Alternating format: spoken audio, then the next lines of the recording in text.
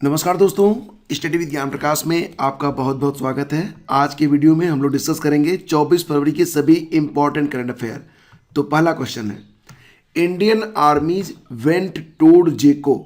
Indian आर्मीज went toad जेको नाम की छिपकली यह किस राज्य में पाई गई है?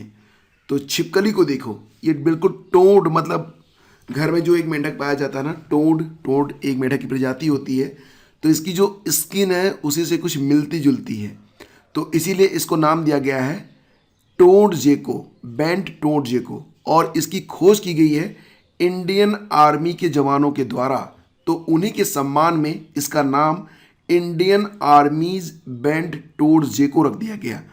और ये जो छिपकली है अभी हाल ही में पाई गई है, यानी कि हाल ही में इसको खोजा गया है। कहाँ पर? तो इसका आंसर हो जाएगा ऑप्शन ए, यानी कि मेघालय में। तो सही जवाब ऑप्शन ए है। मेघालय में उमरोई सैन्य छावनी की एक टीम ने इस प्रजाति की खोज की है और इसका नाम भारतीय सेना के सम्मान में इंडियन आर्मीज बेंट टोड जेको रखा गया है। इसका एक वैज्ञानिक नाम भी है सैरेटोडैक्टाइलस एक्सरिटस, ठीक है, ये भी याद रखना। और इस प्रकार की जो छिपकली होती है दक्षिण एशिया में पाई जाती है।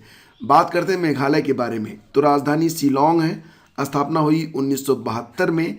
वर्तमान में जो गवर्नर हैं उनका नाम है सत्यपाल मलिक और मुख्यमंत्री कौन है? मुख्यमंत्री हैं कोनराड संगमा। आगे बढ़ते हैं। शकुंतला चौधरी का अभी हाल ही में निधन हो गया, उनका संबंध है, यानी कि वो क्या थी? तो फ्रेंड्स वो हैं एक जानी मानी सामाजिक कार्यकर्ता। ऑप्शन ए इसका करेक्ट है। 102 वर्ष की अवस्था में इनका निधन हुआ है और ये एक गांधीवादी कार्यकर्ता थी, यानी कि सोशलिस्ट थी और गांधीवादी सामाजिक कार्यकर्ता थी, अहिंसा में विश्वास करती थी। इनको जो है शकुंतला बाईदेव के नाम से भी जाना जाता है। 2022 में ही इनको पद्मश्री का पुरस्कार भी दिया गया। फिलहाल अब ये हमारे बीच में नहीं है। अगला क्वेश्चन है, भारत और फ्रांस के रिसर्चर्स ने हाल ही में प्लूटो की सतह पर कितना वायुमंडलीय दाब एटमॉस्फेरिक प्रेशर को मापा है? तो फ्रेंड्स ये जो एटमॉस्फेरिक प्रेशर है जो कि प्लूटो पर पाया गया है, ये है 12.23 माइक्रोबार। तो आप देख सकते हैं कि यहाँ पर बहुत ही कम वायुमंडलीय दाब है। अच्छा, वायुमंडलीय दाब होता क्या है? आप जानते हैं कि अगर ये हमारी पृथ्वी है, पृथ्वी में एक गुरुत्वाकर्षण बल होता है और इसके आसपास जो भी वायु की परतें पाई जाती हैं, ये गुरुत्वाकर्षण जो होता है ये इन वायु की परतों को अपनी ओर खींचे रहता है। इससे क्या होता है? इससे हमारे ऊपर एक दबाव बनता है जिसे कहते हैं वायुमंडलीय दाब।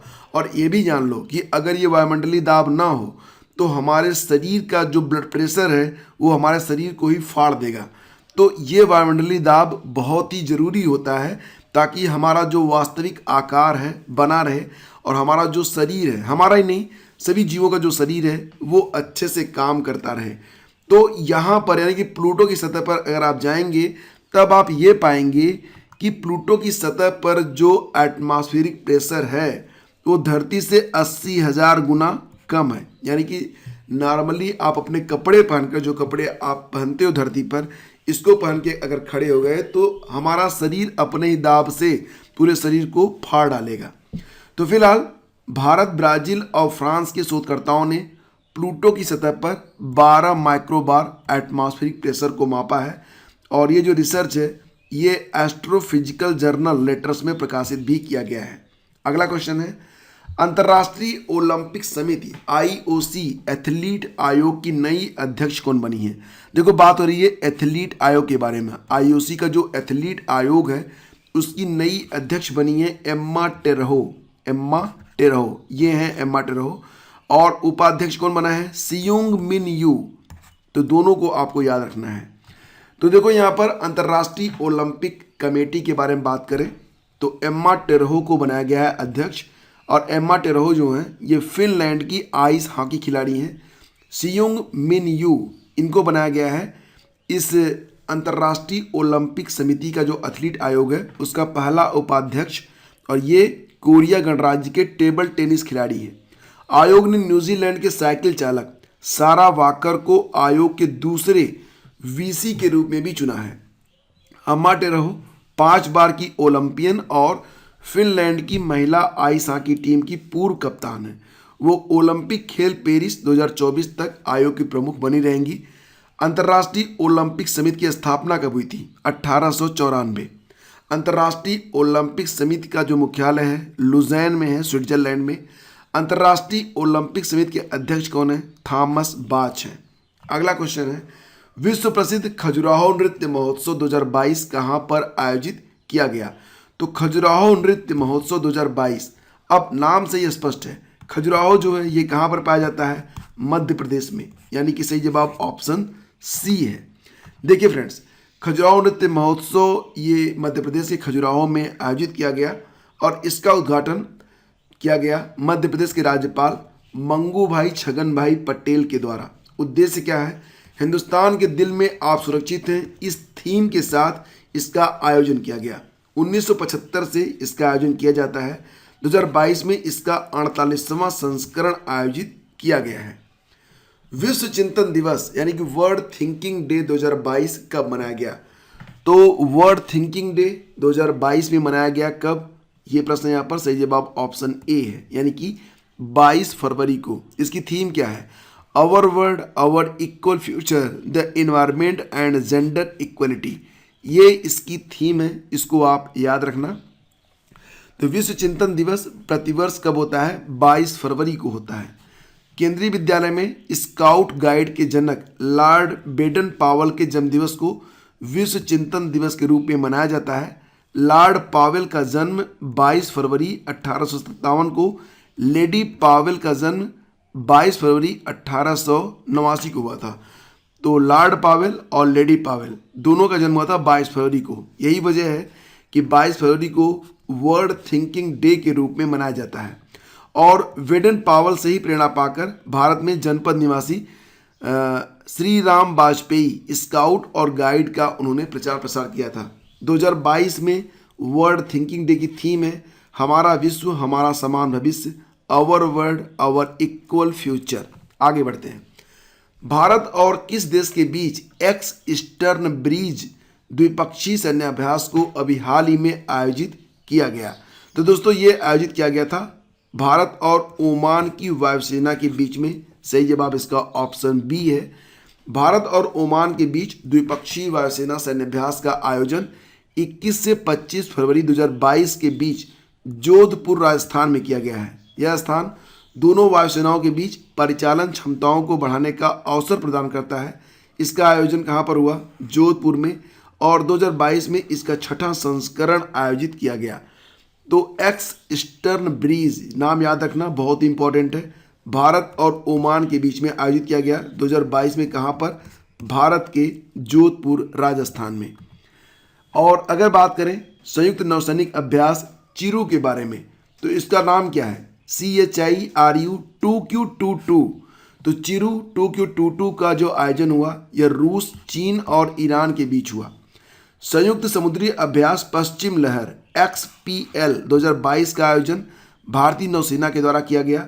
भारतीय नौसेना और किस देश की नौसेना के बीच पॉसक्स 2022 का आयोजन किया गया अभी हाल ही में? तो रूस के द्वारा किया गया। भारतीय नौसेना और रूस की नौसेना ने पॉसक्स 2022 का आयोजन किया गया अरब सागर में, कोचिन बंदरगाह के पास।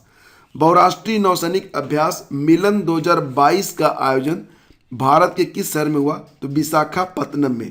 तो सारे पॉइंट्स यहाँ पर इंपॉर्टेंट हैं, सभी को आपको याद रखना है।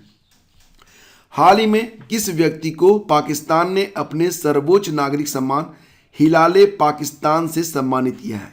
सही उत्तर है बिल गेट्स। तो ऑप्शन बी यहाँ पर करेक्ट है। पाकिस्तान ने माइक्रोसॉफ्ट के संस्थापक और परोपकारी बिल गेट्स को अपने दूसरे सर्वोच्च नागरिक सम्मान हिलाले पाकिस्तान से सम्मानित किया है। बिल गेट्स का सम्मान पाकिस्तान में पोलियो उन्मूलन में मदद करने के लिए उनके प्रयासों के लिए किया गया है। पाकिस्तान के प्रधानमंत्री इमरान खान हैं। राष्ट्रपति हैं आरिफ अलवी। पाकिस्तान की सीमा भारत के 3 राज्यों से लगती है, पंजाब से, राजस्थान से और गुजरात से। पाकिस्तानी संसद का नाम क्या है? National assembly. अच्छा ये बताओ कि पाकिस्तान की सबसे लंबी नदी कौन सी है? तो याद रखना सिंधु नदी। किस भारतीय महारत्न कंपनी को भारत की सबसे भरोसेमंद सार्वजनिक क्षेत्र की कंपनी का पुरस्कार दिया गया है? मतलब India's most trusted public sector company, तो ये है कोल इंडिया लिमिटेड, यानी कि विकल्प ए बिल्कुल करेक्ट है। तो केंद्र सरकार ने भारतीय महारत्न कंपनी कोल इंडिया लिमिटेड को भारत की सबसे भरोसेमंद सार्वजनिक क्षेत्र की कंपनी का पुरस्कार प्रदान किया है। कोल इंडिया को यह सम्मान कोलकाता के उद्योग मंडल एसोचैम द्वारा आयोजित energy meet and excellence award समारोह में प्रदान किया गया।